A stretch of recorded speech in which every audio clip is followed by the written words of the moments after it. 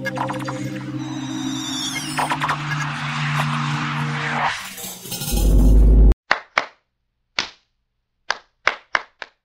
yung interest ko simula bata pa yun, during my grade school days. Actually, first solar ko nga is grade 4.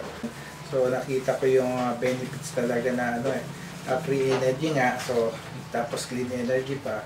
So yun, hanggang sa high school, hanggang sa kinareer ko na siya ng college. When I joined the semiconductor during my yun sa first work ko sa electronics.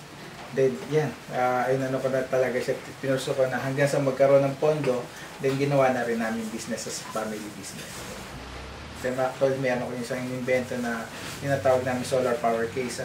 Basically ang gamit na ito is you can use it remotely, nasa bundok ka, nasa isla ka, nasa camping site ka. So basically wala kang kuryente, wala kang pagsasaksakan. Pag umakyat ka ng bundok o saan ka man, kahit na nasa bangka, magagamit mo para to charge your cellphone, your laptop, yung iPad, even powering your small TV and electric fan. So basically portable siya. Pwede mo siya i-charge sa sun, pwede mo rin siya i-charge sa wall charger o kaya sa Meralco. Okay, so ito yung solar power case na portable na magagamit natin na tawag dito during camping o kaya nasa isla tayo, nasa island wherein hindi available yung electricity. So ito yung solar panel, no. Dito naman sa side na to makikita niyo yung re-read ng voltage niya. This is for the AC. Then ito naman yung sa DC. I-test natin yung electric fan. Meron ako dito. Then test natin ito yung electric fan. So i-saksak natin dito. So pag sinaksak ko siya, and then ito from the power case magpuproduce siya ng power.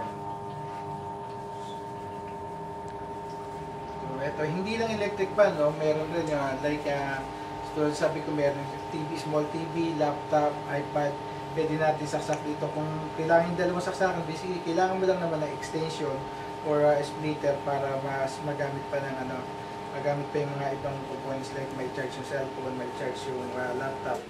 Okay, so try natin yung isa sa mga pwedeng paggamitan natin solar power case, itong charger. Ito, isasaksak natin siya dito. Then try natin kung mag-iilaw itong kung nag-charge siya.